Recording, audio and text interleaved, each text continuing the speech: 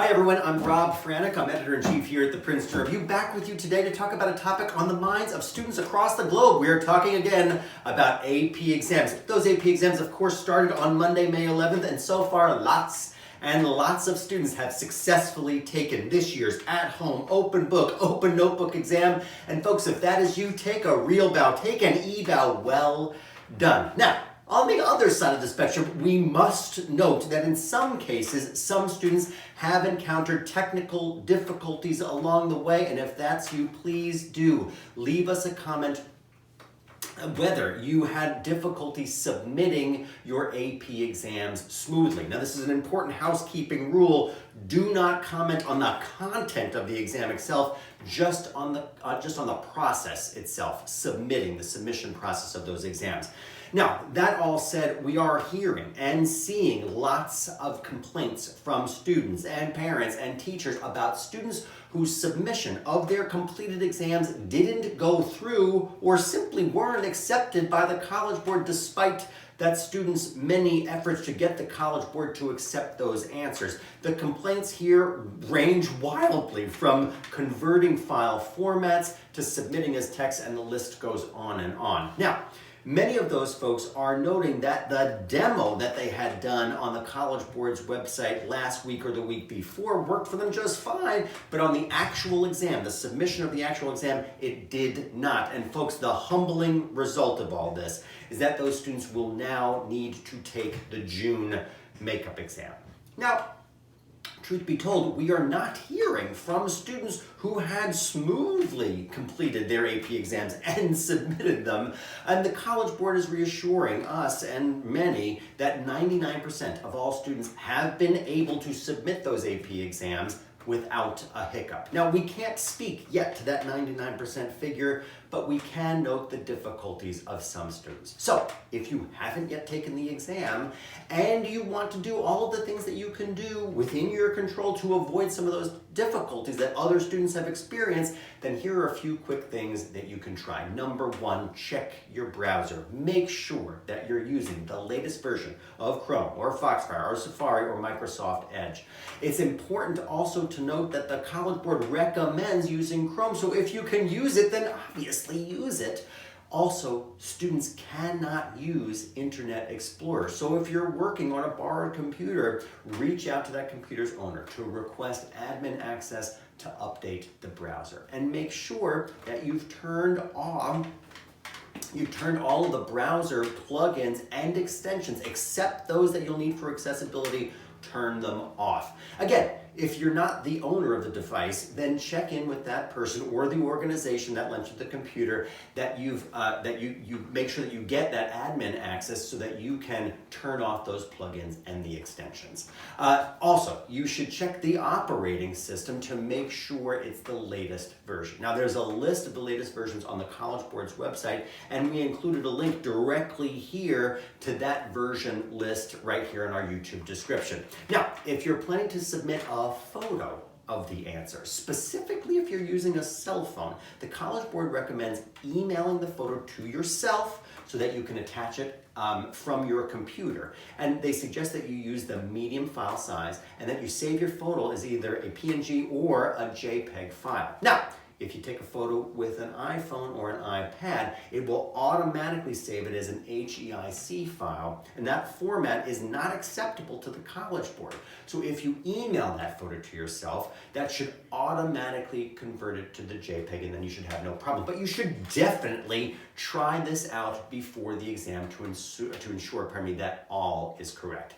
Now, if your content is within a PDF, that counts as a text file. And if that's the case, you should submit it not by attaching a photo, but by clicking on the Attach a File option. Next, we've heard that a lot of students are concerned that they forgot to write down their AP ID number and their initials on the exams. And if that's the case for you, do not fret. The College Board will still accept and review your submission, but do make sure that the pages, of course, are in proper order. And if your answer to any of these questions is multiple pages, remember that you can only submit one text file per exam question. Also, there won't be any option to preview any files that you've uploaded, so give those files really obvious names simply to ensure that you won't accidentally upload an unrelated file. Next, if you're submitting your answer in a text box, remember that you can't type directly into the College Board text box. You'll have to copy and paste it entirely from your answer. So if you decide that you want to add to that answer, you'll have to go back to the original application and then clear the text box and repaste everything. Keep in mind that after you submit your completed exam, and if all goes well from the College Board, then you'll see a page pop up that says, "Congratulations, your AP exam is complete." Friends, you will not get an additional confirmation email, so we strongly advise that you take a screenshot of that page to record that you actually successfully submitted your fully complete AP exams. Folks, this next point, it's even hard for me to say it out loud, so we're sorry to be the messengers here, but we have heard of some students submitting their exams, getting the congratulations page, and then getting a subsequent email from the College Board saying that one or more of their files were corrupt, and that they'll need, painful as it is, to retake the exam. Folks, this is crushing. We know it. Now, that said, it seems that it's still happening to a small percentage of test takers. But if you're a student who got that congratulations email, then you're probably free and clear, but this is a possibility, so our obligation is to bring it to your attention. And you should definitely check your junk folder in case any of the messages get routed there. And if you do receive that subsequent email from the College Board, you can always reach out directly to the College Board for further information and, of course, some clarification. Now, it may happen that you do not see that congratulations page at all. Instead, you get routed to another page that will say, "We did not receive your response." And if that happens, then you will need to take the makeup exam in June. Folks, if this happens to you, you can and should reach out directly to your teacher or your counselor, and of course, directly to the College Board to ensure that you won't re-encounter any of the same issues a second time, because there is no makeup to the makeup exam. Now, all that said, we sincerely hope that everything did and will go smoothly for you. And friends, we need to acknowledge that you have worked really, really hard. And this is not only through the COVID times, but throughout the academic year. And for that alone, our full team wants to pause and say something that amidst a global pandemic you're probably not hearing all the time, but you are awesome for handling all of this so masterfully. So please know that we are fans of yours, and so well done.